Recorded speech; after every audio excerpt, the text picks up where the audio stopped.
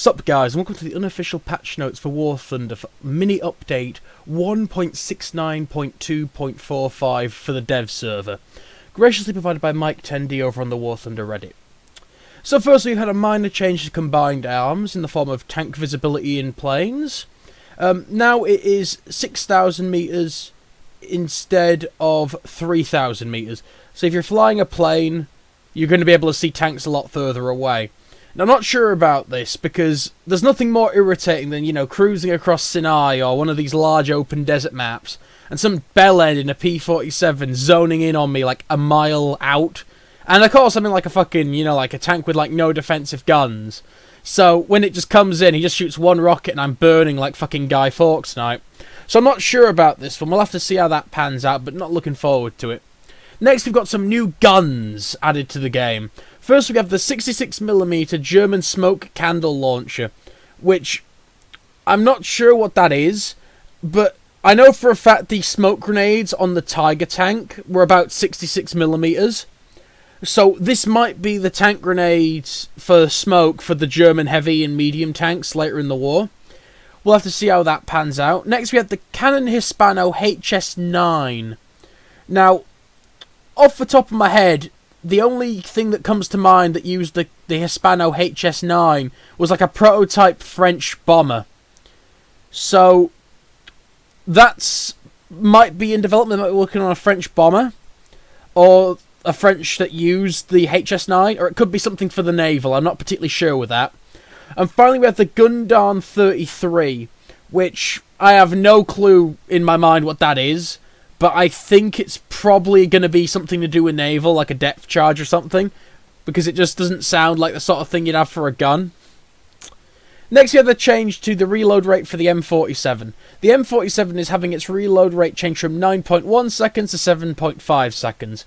So you've got an all-round buff to the reload rate of the M47.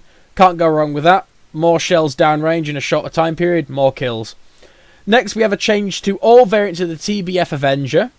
Its 50 cal turret's deflection angles have been corrected, so I'm assuming it just means it's a more accurate representation of it was in real life. Moving on to the B-29, the cockpit head movement has been restricted by 30% of what to the left and the right, so basically you can't look left or right as much as you could previously. Not sure how this is going to affect most of us, but for you sim players it might limit your field of view. Next, the lower front turret may now elevate 5 degrees instead of 0 degrees. So, I'm assuming that means that there's less of a blind spot behind you in your B-29, as the gun now can sort of go up into yourself.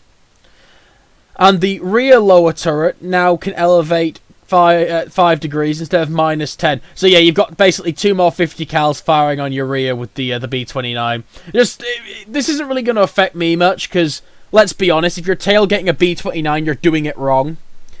But for those scrub lords who decide they're going to get behind a B-29, you're going to have 2 more guns shooting at you now. Well, 4. 2 more turrets are going to be able to zone in on you. So have fun with that, you bastards who like tailgating. Moving on to the BA-65K14L.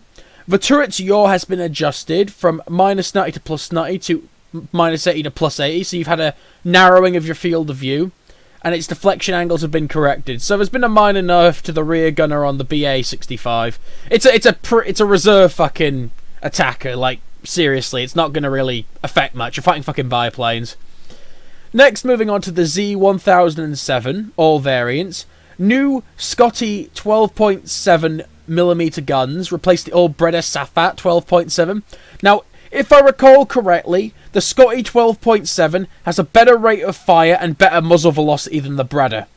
So this is a buff to the defensive guns on the Z1007, specifically the one on the top. So tailgaters on the Z1007, you're going to have a bit more issue now. I'm going to be able to more accurately fire at you at range. Next, there's a new game mode called Battle Royale. 32 or 64 player game mode, created in rooms.